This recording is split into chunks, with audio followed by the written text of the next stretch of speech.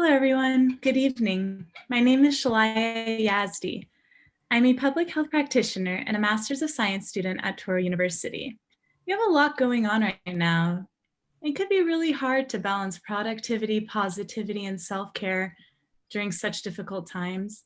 So my mentor, Dr. Jay Shubrook, and I have come together to discuss how we can create tools to share with our community. So we have come here to share with you what we could about nutrition, mind, body, spirit, and chronic conditions. During our first week of Zoom into Wellness, we had discussed nutrition and how it can affect our wellness. During our second week, which is this week, we started off with talking about movement and how we can facilitate conversations with our community about stress management and mindfulness.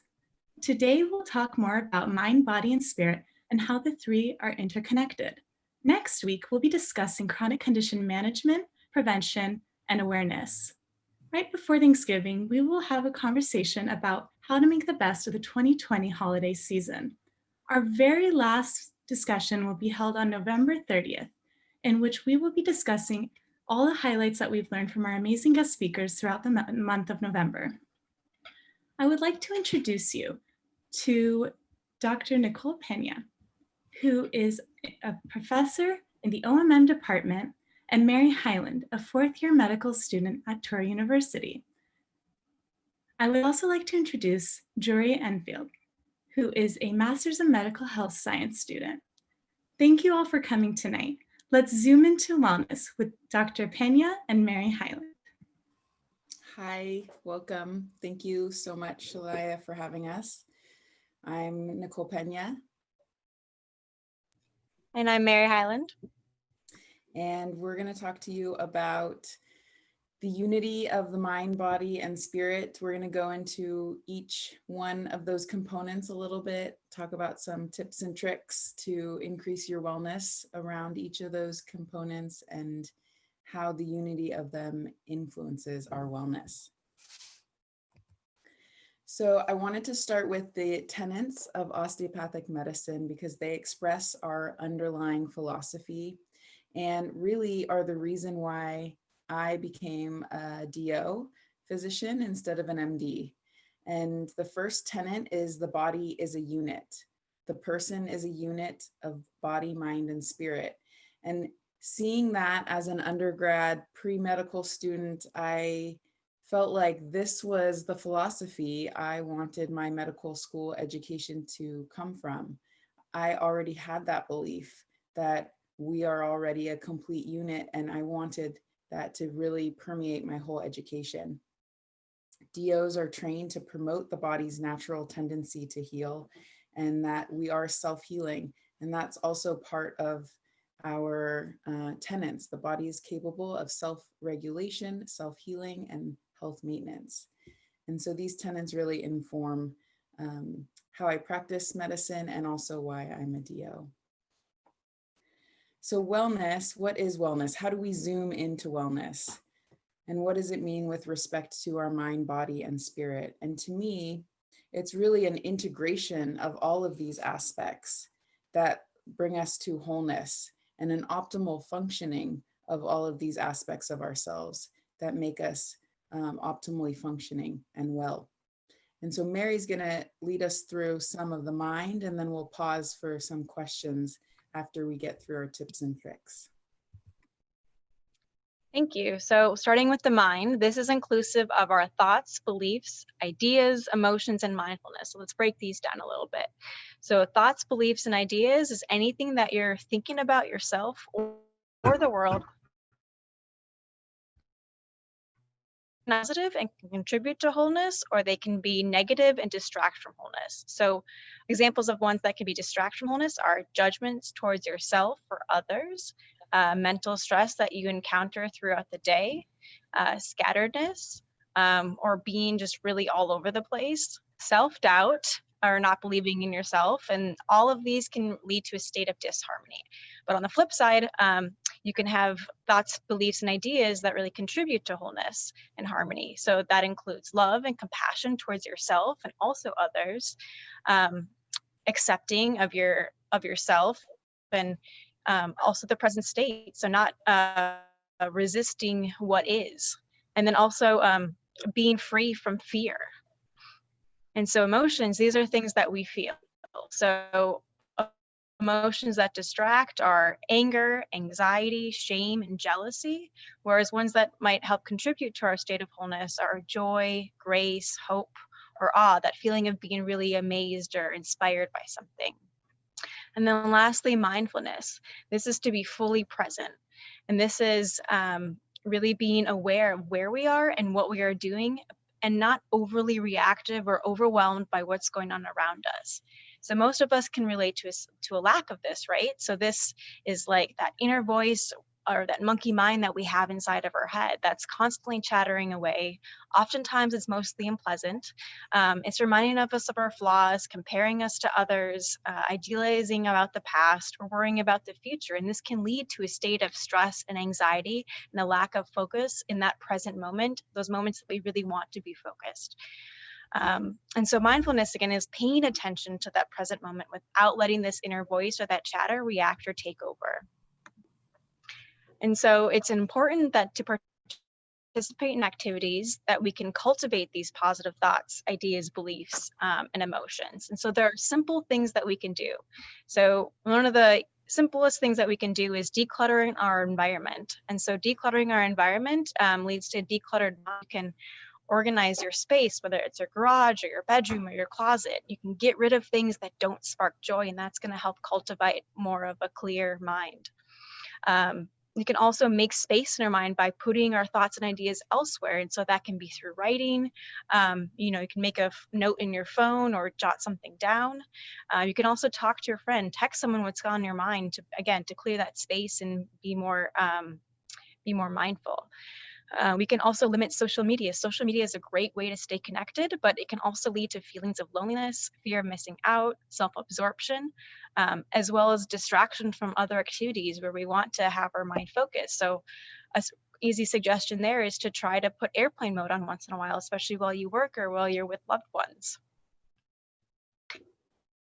And we cultivate this state of mindfulness. So the first thing we can do is to really recognize that there is this chatter, that inner voice and that inner critic inside of our head, and then be aware of it in the moments where it comes up. And we can also find our flow, those moments where you're in the zone, so much so that there is not room for that inner chatter or that inner critic. And so over time, the more you practice paying attention to it and practice being in the flow, that voice gets quieter, it gets less frequent, and it gets less hurtful. So whether that's meditation or breath work, where you're directly observing that chatter, or your body, or observing your breathing, that can be very effective. But it can also be doodling or dancing or playing your favorite game. Whatever it is, I recommend trying to schedule in about 10 minutes a day. And if that feels like too much to start, you can start at about 2 minutes a day. Or you can pair an activity with one of these, with something else. So like singing while you're driving, or singing while you're showering. You can also apply this state of mindfulness to everyday scenarios. So you can wash the dishes to wash the dishes, not because you necessarily have to get it done and trying to get it over with. So try to be fully immersed in that activity or chore, because being present in these moments helps to be more present in the moments where you really want to be there, like with your family, your loved ones, or work. So does anybody have any questions about the mind, or quick tips and tricks that we can do?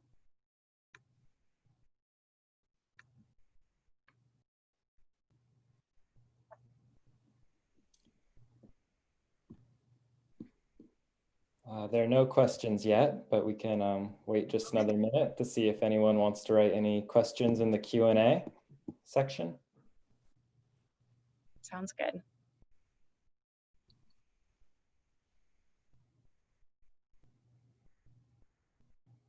Why don't we continue on with the body part, and we'll circle back to questions after that section too. Sounds good. And I apologize, my video might be a little choppy, so I'm gonna go ahead and turn it off.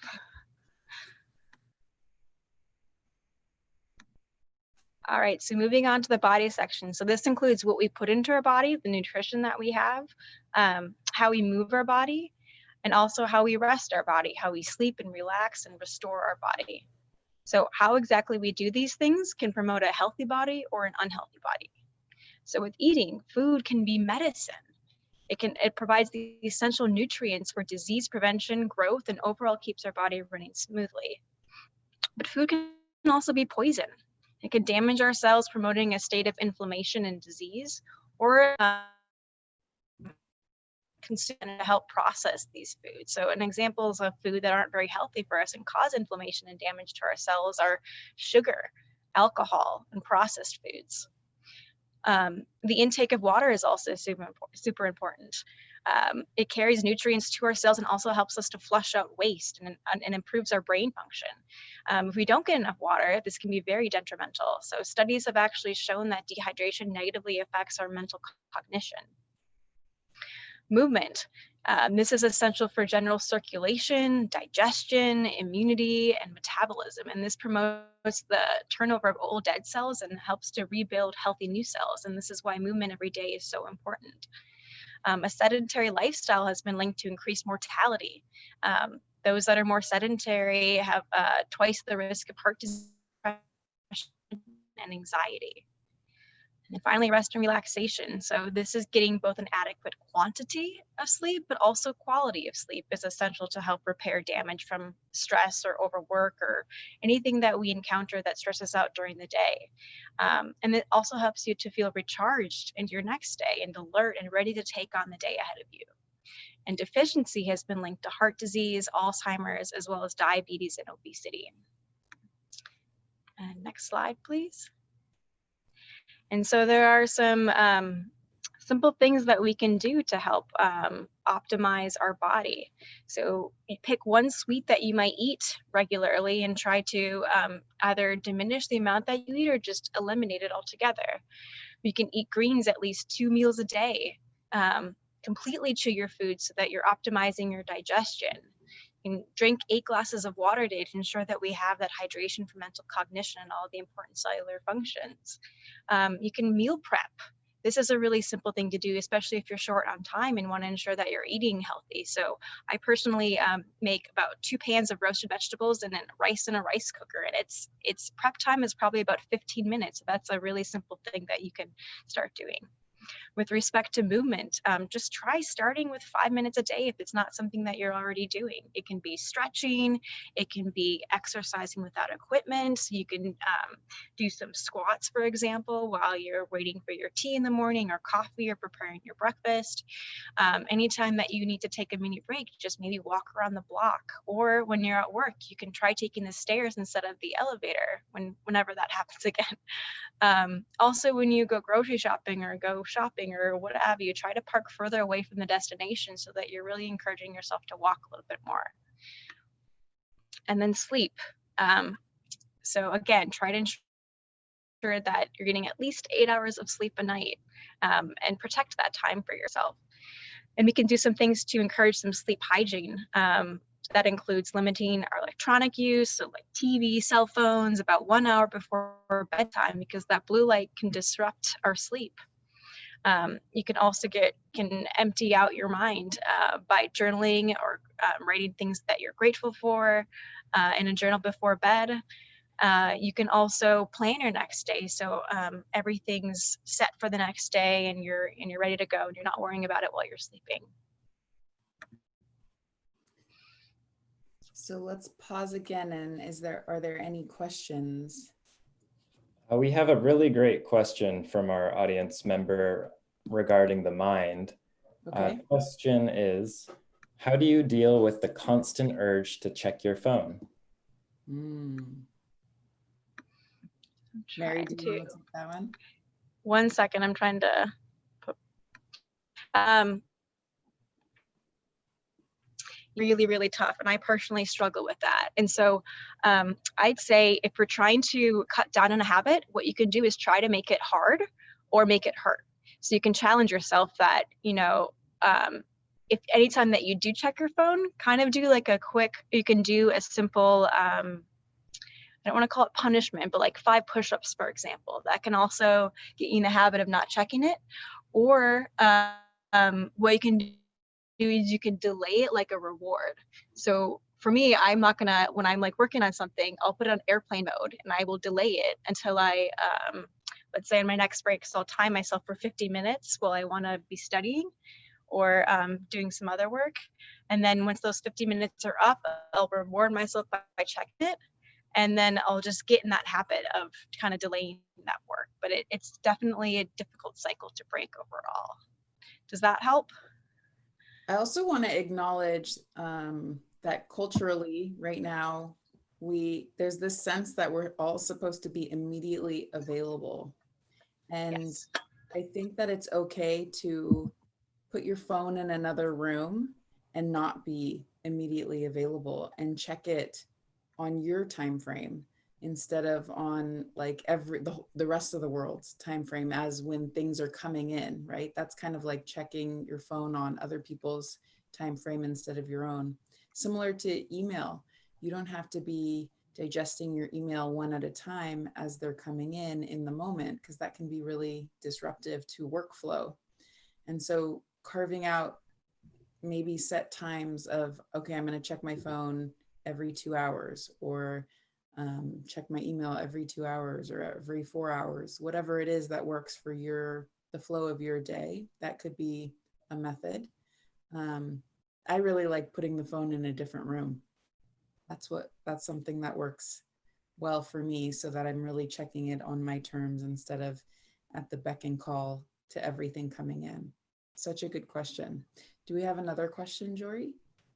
We have several more great questions that have come in. I can start with one from an audience member. How does one prioritize the many factors that make up being in the present? Such a deep question, because in any given moment, we're actually always taking in so many different things in our current environment. And so part of it, I think, is our awareness of all of those things. It's kind of like the idea of the monkey mind, and being able to shift our attention from one thing to the next. And so settling in, you can be aware of like, oh, I have all of these various responsibilities or things on my mind, ideas, but you can also kind of let them pass and not hang on and grab at any individual thing that's tugging at you. And so then you can choose, once you kind of see in your awareness all the things that are there, you can choose what you're going to focus in on or apply your attention to. Mary, maybe you want to also answer the question from your perspective, and maybe the person who asked can give feedback if that answered their question. Yeah, so, and again, let me know if I'm chopped, I'll turn off my video again. But I really like what you said, Dr. Peña, about just observing that monkey mind too. And there's, if anybody has the app Headspace, it's a meditation app, and they have 1, 2, 5, 10, 20-minute kinds of meditations where it walks you through. But they also have visualizations. And one of the visualizations is that you are like, you're standing on the side of a road and all these cars are going by. And so it can be tempting for us, and those cars can be representative of our thoughts. And it can be tempting for us to go out in the middle of the road and try to stop all the cars, and then everything gets even more hectic. But really the idea is to just stand back and just observe your thoughts without trying to judge them or stop them. And over time, you'll find that there'll be less cars going by. That's a visualization that I really liked before. And yeah, let us know if that answers your question, because I want to make sure that we address. I think, Mary, something that you said in your tips and tricks, like jotting something down, writing it down so it gets out of your mind, or putting it on a to-do list. Because I think part of what the question asker was saying was not just thoughts, but when you have multiple tasks that all need to get done, or multiple things happening in your environment at the same time. And so sometimes it's writing things down so that you can get them off your plate a little bit and move them into a space where you can handle them on your time frame.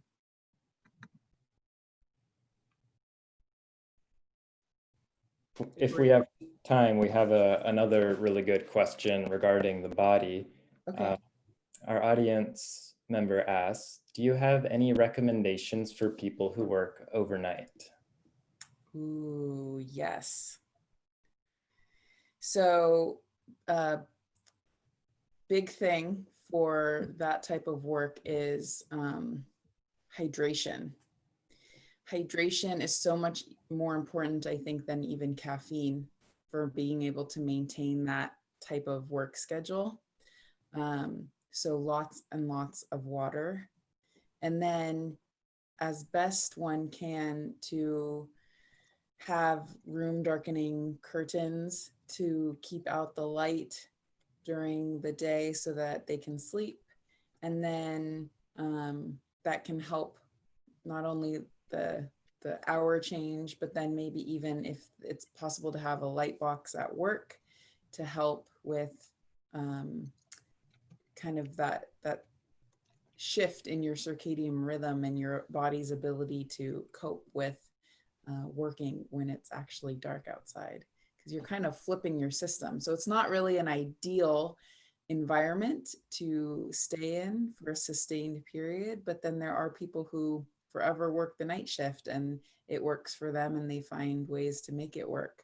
But in real sense of health, it's not the healthiest thing. There's things you can do to make it a healthier environment, but it's not really the overall healthiest lifestyle. Mary, do you have more ideas? Yeah, I'm not on the night shift itself. If it is possible to try to get, if you have like even 10 or 20-minute windows while you might not be able to take a nap, I'm a big proponent of meditations like that. Sorry, that might come through a lot. But there is a kind of style of meditation where you just observe your body. It's called Yoga Nidra, Nidra. And the state that your body puts you in when you do Yoga Nidra is very similar to sleep. So even if you can't actually sleep during those shifts, if you do have any sort of break, I'd recommend that. And I really like too what you said, Dr. Peña, about nightshades too. And if you don't have access to those, like even an eye mask is super helpful. I sleep with an eye mask every night, and even earplugs too. And I know earplugs can be uncomfortable to sleep in. There's silicone earplugs. I don't know if people are familiar with those, but there's a brand called Max, MACK''S, and they don't go in your ear, they go around. And those are amazing and they're not uncomfortable. Awesome. Well, Jory, let's carry on and see, and we'll come back to any questions after the next section, if there were more, okay? That sounds great. There's several more, and we can definitely get back to these questions later when we have time. Cool. Well, we should have time, so don't fear if we haven't answered your question yet. Okay, so spirit, what do we mean by spirit? So this is inclusive of the soul, the spirit, emotion, mindfulness. You notice that there's some overlap here with mind, what Mary already covered. And the soul is that spiritual or immaterial part of a human being. And the spirit is that non-physical part, and it's the part of a person that hosts or seats the emotions and the character. And emotion, mind, and body, they're all encompassed within this immaterial part of the human being. So they're actually, all these other parts are actually our soul or our spirit's expression. And for some people, spirit to them might mean mindfulness. In terms of thinking about spirituality, it might mean their connection to nature. It might mean their connection to their spiritual community or religion. And so things that can help our spirit, help us live our best life, is diving into our spirituality, whatever that looks like. loving others, loving ourselves, living with authenticity, connecting to others, connecting to nature. Connection, or being well integrated socially, actually reduces all-cause age-adjusted mortality by a factor of 2-fold. And so it's really important to our health and well-being to be connected to others. And then in terms of spending time in nature, there's actually more and more studies showing the health benefits of this. There's something called forest bathing that maybe some of you are already familiar with. And that's spending time, even with shoes off, in a forest, hours at a time even.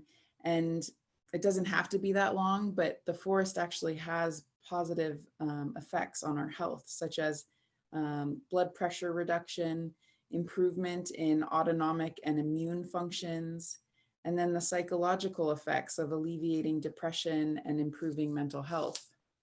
On the contrary, if we think about things that can distract from or take away or impair our spirit in some way, that's like isolation or disconnection, selfishness, heartlessness.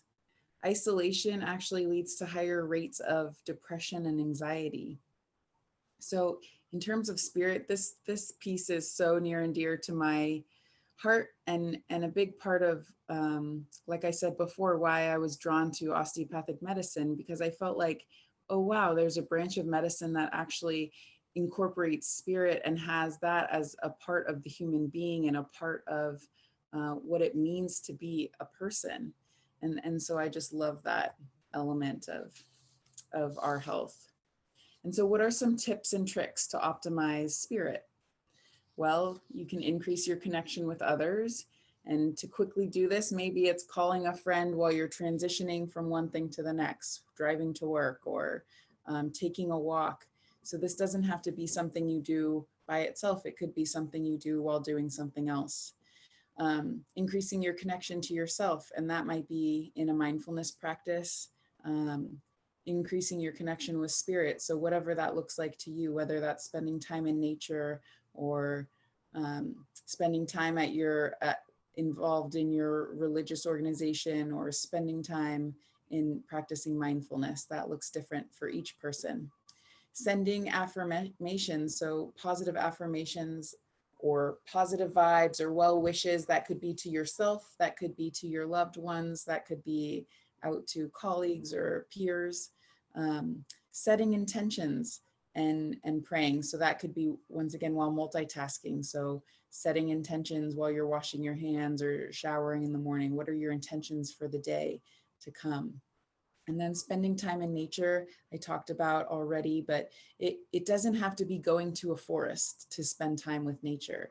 There might be a tree nearby, and you could spend time with that tree, noticing that tree or touching that tree, or just being aware of that tree. It could be a house plant in your own house, but just connecting somehow with a piece of nature, a living plant. And then exercising, hiking, walking outside, that can really set our spirits free, so to speak. And then participating in ritual, meditation, or mindfulness. Creativity. So sometimes people, you can see an expression of their spirit through their creativity, and that might even be doing a vision board and putting forth your hopes and dreams, or it might be a more artistic form of creativity, like painting or drawing, or Mary noted before, doodling. And then once again, participating in spiritual or religious communities is another way to optimize spirit. And we only have 2 more slides here, and so I'll just complete them and then we'll go to the Q&A part. So for wholeness, that's really this balance of all the parts we've talked about before, this balance in mind, body, and spirit, and includes our relationships, our community, our environment. It includes all of it. And so this means making sure that our environment is free of toxins and pollution and abuse, and it's a safe environment. This means making sure our relationships are fulfilling, that we're surrounded by our friends and our families and our work communities. And community also includes our town or our organizations that we're involved in. It's not just our immediate family. And so there's all these different ways to optimize by investing in others, investing in our community, getting involved, investing in our friendships, making sure that our environment is safe and free of toxins and abuse. And then I also want to note an accountability partner. That's someone who agrees to be a partner with you in some respect. And you can bookend things with, you can say, I want to do this. And then you check in with them and give them that declaration. You go do the thing, and then you check in with them again. And that's what we mean by bookending. And so they can help you be accountable for whatever your goals are in terms of your wellness or your goals with life. And the last thing I really want to say is that when we talk about wholeness, you're already whole, actually. It's not something you have to do to become whole. You are already one whole being in mind, body, and spirit. You were made perfectly whole and complete and perfect. And so I just encourage you to see yourself that way. And it's hard to do that, especially in our society that likes to break things down and separate things to understand them. But it is my understanding that we are already whole. And so I just hope you go forth with that, if you go forth with anything, and pick one thing to work on if you're wanting to improve your wellness and the integration of your mind, body, and spirit. And so thank you. And now let's, I want to come out of this. That's partly why I wanted to finish that, is because I really would like to have it look a little more interactive for me for the Q&A part. We have a really great question from our audience regarding spirit. Awesome. The question is, may you please share how to optimize spirit when we lose someone we deeply love? Oh.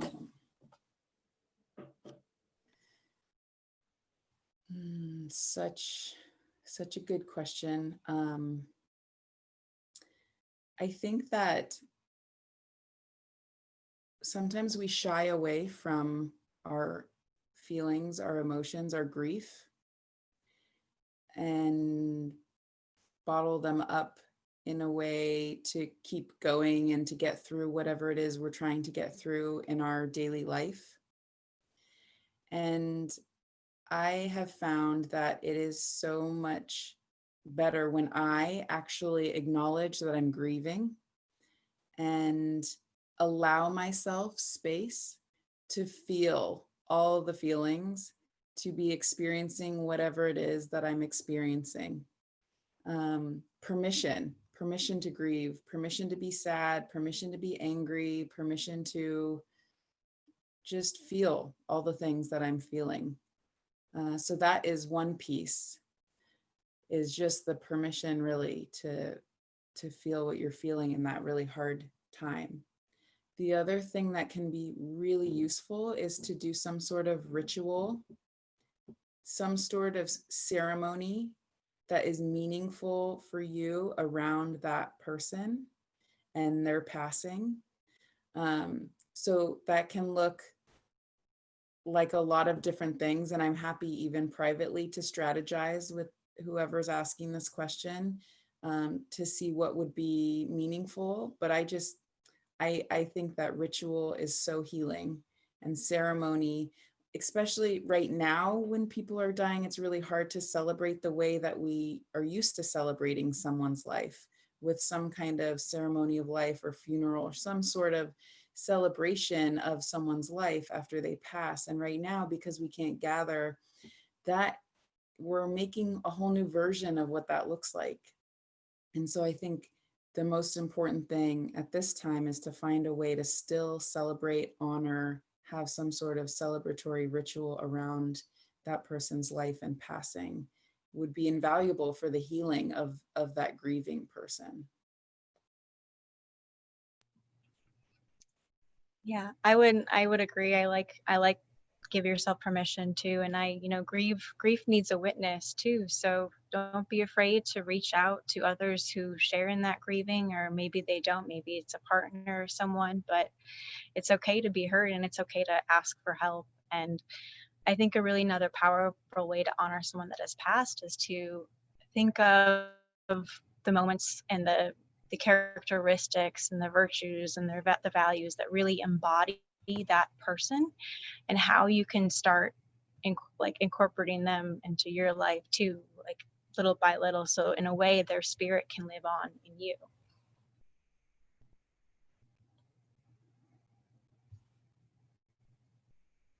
Okay. We have another question regarding spirit, another great question from our audience. There's a lot of pressure to be successful in life. How do we gauge our own success, particularly in regard to our spiritual self? Will you say the question one more time, Jory? Yes. There's a lot of pressure to be successful in life. How do we gauge our own success, particularly in regard to our spiritual self? So success, I feel like, is just how are you defining success? And that is a that's complex question, because some of us set a bar where there's no way to be successful. We're always reaching, it's never enough. And that, I think, can be detrimental to our spirit. And so it's realizing the micro wins. I had this lesson this week, even. Someone reminded me to celebrate the micro wins. And so I think it's looking at how do you, it's kind of like we would need to do a mindfulness exercise on reflecting, how do I define success? What is success? What does it mean to be successful with whatever the goal is? And would I be successful if I, achieved this much of that goal, but didn't already get to the end of the goal? And so I think it's looking at how are we defining success, and can we celebrate some intermediate goals before we get to maybe the destination, so that the journey can be more of a celebration. And I think that can support our spirits. If we have a more gentle, nurturing, kind definition of what success looks like, and we find ways to celebrate the smaller wins or smaller successes on the path of wherever we're headed.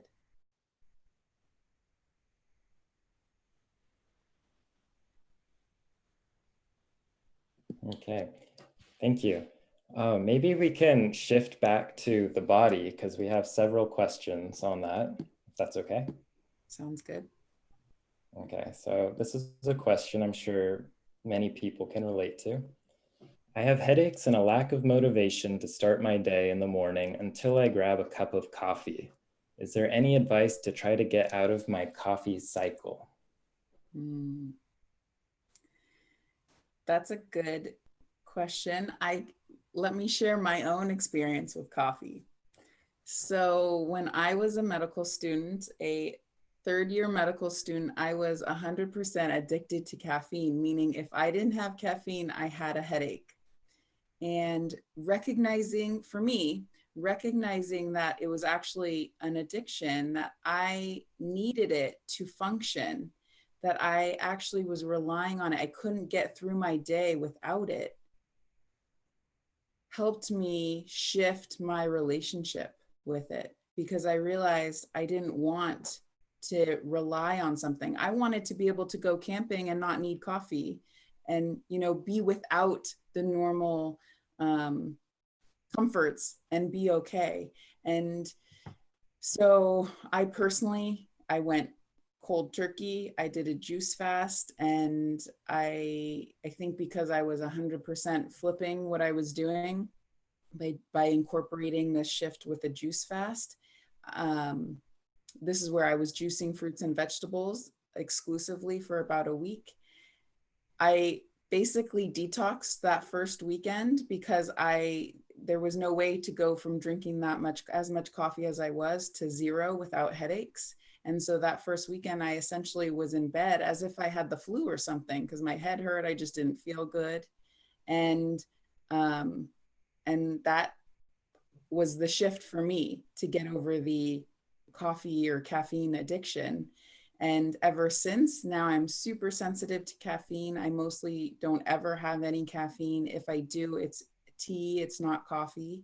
And so that is one example, but that was extreme, right? I went cold turkey. I took a whole weekend of my life to dedicate to feeling horrible so that I could do that. So that might be one extreme.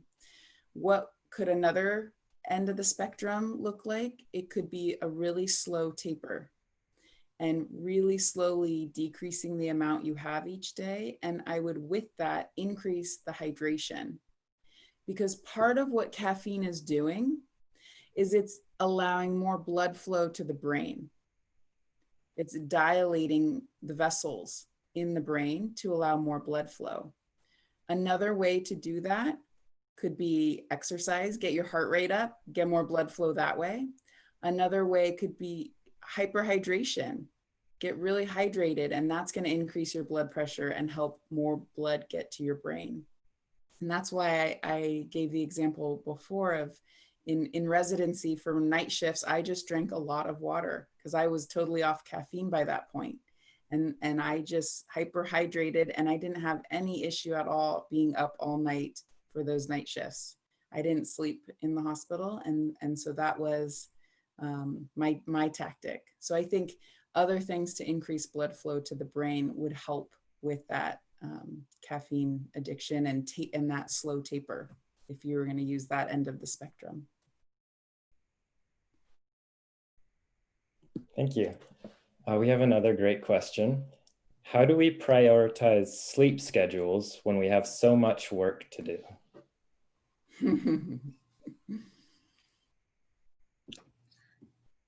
Go ahead, For me, I was going to say, for me, it was recognizing that I'm way less efficient and I'm way less thoughtful and careful and in that zone when I'm not sleeping well.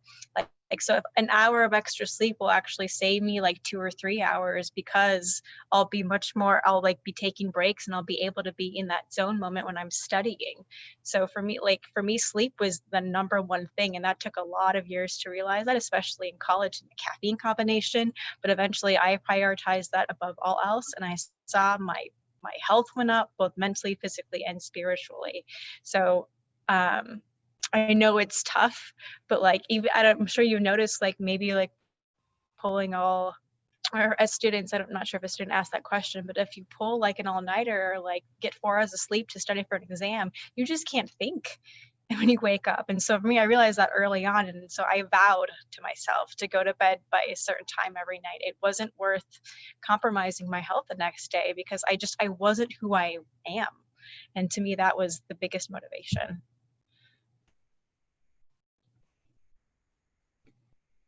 I agree. I've pulled all-nighters many times. It's usually that first day right after an all-nighter, I'm okay. But come that night, after being up 36 to 48 hours, I'm totally decompensated and it takes me days to recover. And I think that's what we don't realize is how much we're giving up after the lack of sleep or the decreased sleep. So unfortunately, there's no like pill we can take for sleep. We have to just do it. And it's such an important time for your body to recuperate and heal. And so there's no replacement, unfortunately. And so how do you do it? How do you manage all of the tasks and try and get sleep? Unfortunately, it's just prioritizing, and it's the choice. It's making the choice that at this time I'm going to bed, and just being firm with your sleep hours, number of hours. Yeah, you can even set an alarm every night for when you're going to start to get ready for bed, just as like a little trigger.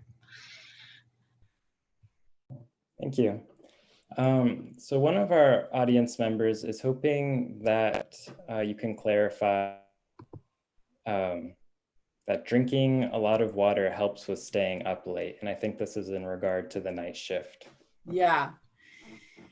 So it's a tactic that I've used because it increases your overall fluid volume. And so this wouldn't be useful in someone who maybe has a medical condition that that depends on a certain balance of fluid in the body.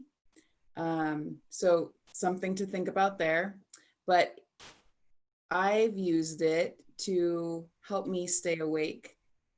That staying super hydrated has not only supported, I think, my blood volume and just the overall fluid motion in my body, but it also, I think that urge to go to the bathroom also helps me stay awake. Think about, can you fall asleep if you also have to urinate? No, probably not.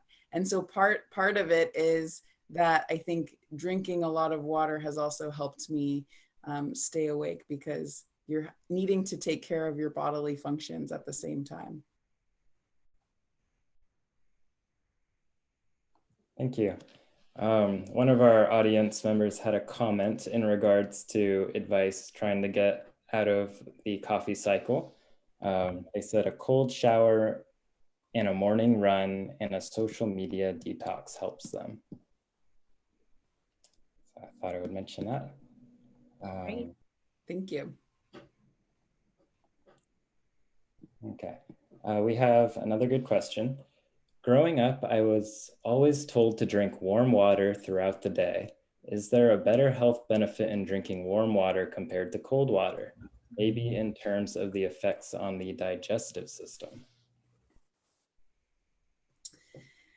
I am not familiar with studies looking at the difference in the health for warm water or cold water.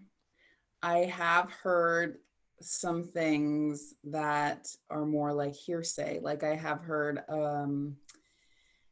that cold water requires the body to warm it to body temperature and therefore requires more energy from the body when you take in cold water. And I've heard that kind of the reverse, that you want really cold water because of the health benefits. So I actually don't know the research on this. Mary, do you know if there's actually any research on the temperature of water and the health?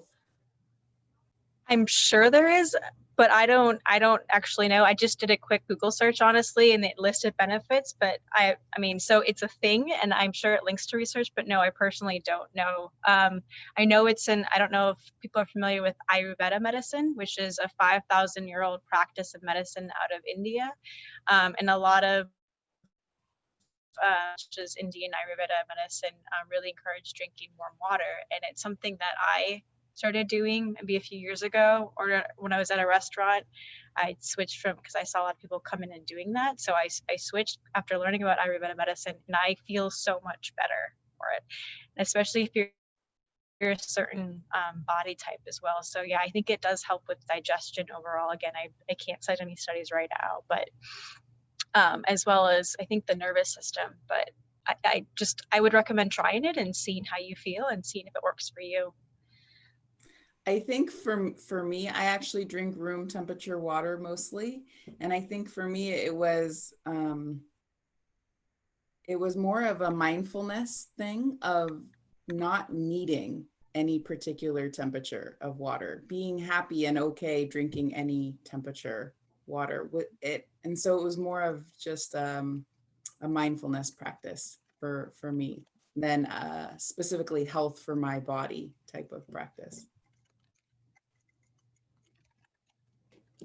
Thank you, Dr. Peña and Mary. We've answered all of the questions in the Q&A. So what a wonderful evening. I am so glad to have our presenters here this evening. And again, I am excited by the interaction with our audience.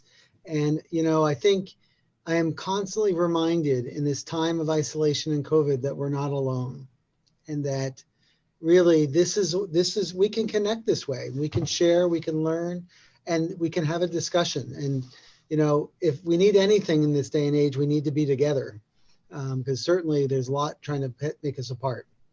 I want to thank our speakers for this evening, and thank Jory for his moderation. I think it's been a wonderful evening. We want to remind everyone that Zoom into Wellness will continue next week as well. And we hope that you're coming and enjoying it and sharing it with your friends. I will remind everyone that we do, in addition to Zoom into Wellness, we have a free vaccine flu clinic going on with 3 dates later this November. From your health standpoint, there's no more important year to get a flu vaccine than this year.